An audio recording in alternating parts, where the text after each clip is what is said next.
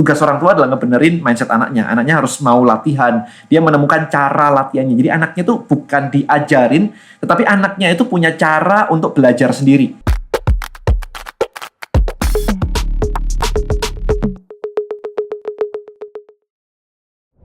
Content Creator Black Book. Buat konten, hasilkan income. Temukan rahasianya di contentcreatorblackbook.com.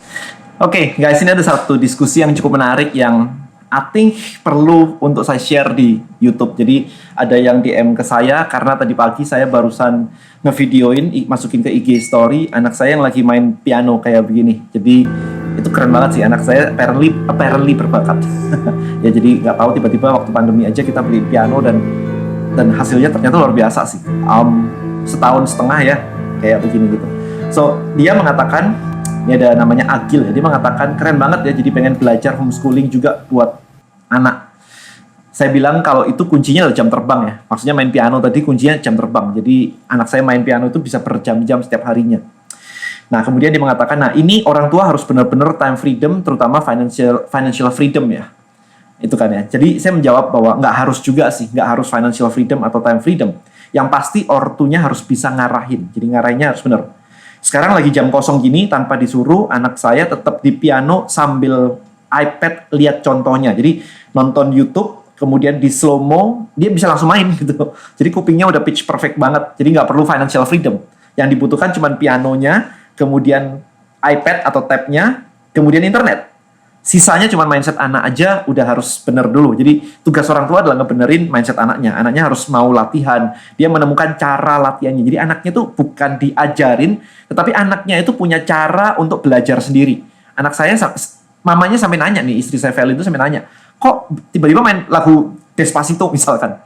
Ya tadi lihat di YouTube aja. Terus gimana cara belajarnya? Kan gak dikasih music sheet kan. Iya nonton di YouTube, habis itu dipelanin, kemudian dia lihat jarinya, kemudian dia dengerin aja, dia bisa main. Habis itu dicepetin. Jadi kalau sekarang lihat YouTube itu lucu sekali, dia nyari video-video yang menurut dia sulit. Kalau menurut dia gampang, dia nggak mau kayak gampang banget gitu. Jadi dia men-challenge dirinya sendiri dan gayanya memang udah kayak profesional gitu ya, karena dia nonton di YouTube. Ingat, anak kecil tuh modelingnya bagus banget. Tugas orang tua berarti adalah membuat si anak itu bisa menemukan cara belajarnya sehingga proses belajar itu sendiri jadi cukup menyenangkan bagi si anak. Nah ini yang harus anda tekenin. Terus Agil malah keren, dulu pakai belajar kurikulum homeschooling kayak punya Kak Seto gak sih? Saya bilang gak sih, saya di BSD Beacon Light yang materi dari US. Nah dia mengatakan kepikiran juga nih 10-15 tahun lagi kerja apa ya anak-anak ini ya, berubahnya cepet banget, kurikulum sekolah gitu-gitu aja. Nah saya menjawab ini maybe yang menjadi insight ya buat Anda di video ini ya. Saya bilang bener sih, saya bekalin skill doang ke anak-anak ya. Jadi ada musik, mereka udah bisa musik kan. Kemudian ada art ya, gambar gitu ya, pokoknya art gitu. Kemudian ada sport. Saya bilang tapi kalau ini sosialisasi aja, karena kalau sport kan dia karate gitu, dia harus kumpul sama anak se-gym gitu, ada berapa puluh anak latihan karate, ada 20, kadang cuma 8. Tapi intinya adalah untuk sosialisasi. Saya sendiri nggak berharap duit dari sini ya, dari sport. Kalau saya personally, by the way, personal. Kemudian saya ikutin kelas coding, ya kelas coding is a must. Kemudian ikutin kelas finansial, ini baru daftar, ya nggak tahu di mana, mamanya yang daftarin. Ini saya lagi baca ini, mamanya yang daftarin. Nah, skill-skill itu bisa scalable. Jadi misalnya skill coding tadi, ujungnya dia bisa coding apapun, unlimited. Jadi cari skill yang scalable skill, bukan cari skill yang harus jual waktu nantinya. Cari skill yang bisa create value-nya yang dijual, bukan skill-nya yang dijual. Ini kuncinya. Jadi, kalau Anda ngabisin 3 tahun belajar satu skill, dan Anda menjual skill itu, berarti kalau 3 tahun kemudian, itu cuma 1:1. Saya berpikir gimana caranya saya bisa akuisisi skill 1:, unlimited. X sekian, itu namanya scalable, jadi bisa gede. Nah, itu yang dicari sebenarnya, skill-skill itu yang dicari. So by the way, ini benar-benar personal opinion. Tiap orang tua punya pandangan yang berbeda-beda. Pandangan saya di channel saya adalah ini. Jadi bukan tentang benar salah. Ini cuma benar-benar perspektif pribadi saya. Ya, terus dia mengatakan betul banget. Trading sih wajib juga diajarkan sampai kapanpun masih bakal langgeng. Walaupun saya sendiri masih scalping M5 nggak jago-jago banget. Saya bilang trading jelas, saya sendiri juga trading, istri saya juga trading, ya itu buat cari modal. Kemarin ketika ada yang marah ketika saya bilang untuk investasi otak, kalau dia tahu caranya, misalkan kayak istri saya begitu, trading diajarin semuanya dan ternyata bisa menghasilkan, itu kan investasi otak ya, bukan investasi kemana. Kalau saya bilang investasi saham misalkan, modalnya berapa? Kalau nggak cukup modalnya gimana? Kan nggak bisa. Nah, balik lagi ini biar align dulu mindsetnya.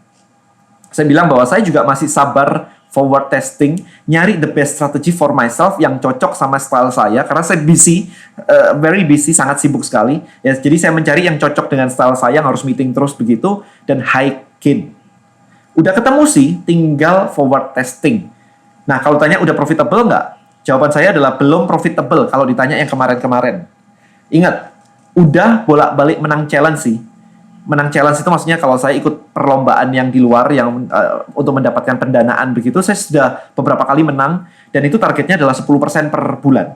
Jadi kalau Anda punya 1 miliar ya Anda bisa dapat 10% per bulan, 100 juta gitu. Misalnya kayak gitu ya, angkanya kurang lebih kayak gitu. Nah, udah bolak-balik menang challenge sih, tapi 10% per bulan is not enough for me.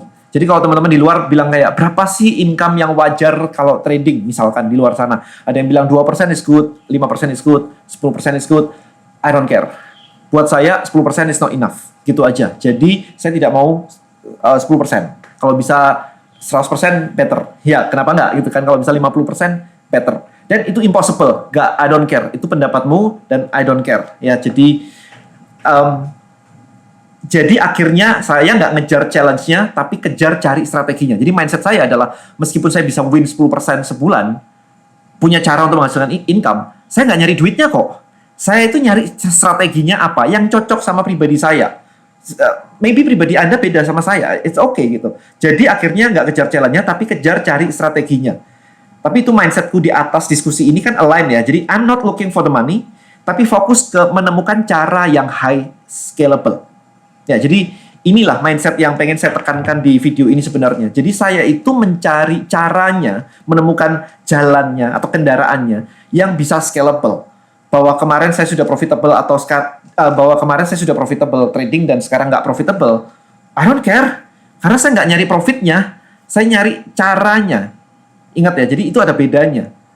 Nah, kalau ketemu caranya, sekarang saya lagi forward testing, udah ketemu caranya, lagi forward testing. Bahkan saya lagi merampingkan per apa yang mau dipakai. Dulu semua 28 per dihajar semua. Sekarang cuma pakai 3. Kalau bisa 2 sih better, tapi sekarang pakai 3. Kemarin masih pakai 6. Habis itu saya cut lagi yang nggak perform yang mana, kita cut lagi ya. Jadi supaya loss-nya nggak banyak gitu. Jadi proses-proses ini perlu dijalani, teman-teman. Saya nggak mencari sesuatu yang instan. Nah, banyak orang itu selalu nyarinya sesuatu yang instan. Nah, kalau Anda sekarang ketipu robot forex dan sebagainya, jangan menyalahkan penipuan robot forex. Ini perspektif pribadi, by the way. Salahkan otak Anda. Kenapa nyarinya instan? Dan instan is okay. Misalnya instan is okay. Problemnya adalah Anda mencari instan yang Anda nggak ngerti. Anda ngerti emang robot forex? Anda ngerti event forex itu apa? Ngerti trading itu apa? Kalau Anda nggak ngerti, dan Anda nyari instan, itu salah Anda, bukan salah yang nipu. Yang sana nipu dan sana nipu. Problemnya adalah lu kok ketipu. Itu kan berarti ada sesuatu di sini yang Anda nggak paham sampai ketipu. Yang nipu jago berarti Anda kalah jago gitu aja kan. Jadi jangan biasakan menyalahkan orang lain. Oke. Ngaca apa yang terjadi di kepala kita sehingga kita ketipu tuh. Apa sih? Maybe ada sifat trade kita yang pengen instan, pengen gampang cari duit, pengen greedy. Greedy itu salah, men.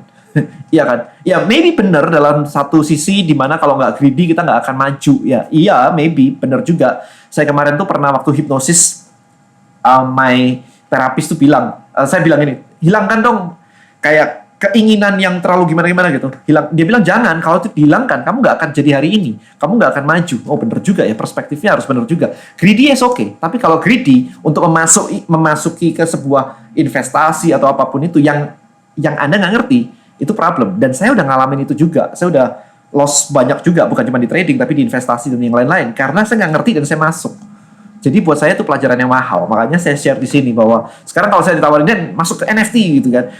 Biarin yang lain dulu aja deh. Saya nggak masuk NFT. Warren Buffett juga nggak masuk NFT kayaknya. I don't remember. Tapi intinya adalah saya nggak masuk ke situ. No. Nggak apa-apa kalau ada yang dapat kemarin ada Gosali jualan fotonya doang gitu, bisa dapat segitu. Ya coba lu jual foto lu doang, bisa nggak dapat segitu? Kalau nggak repeatable, itu nggak bisa dipakai.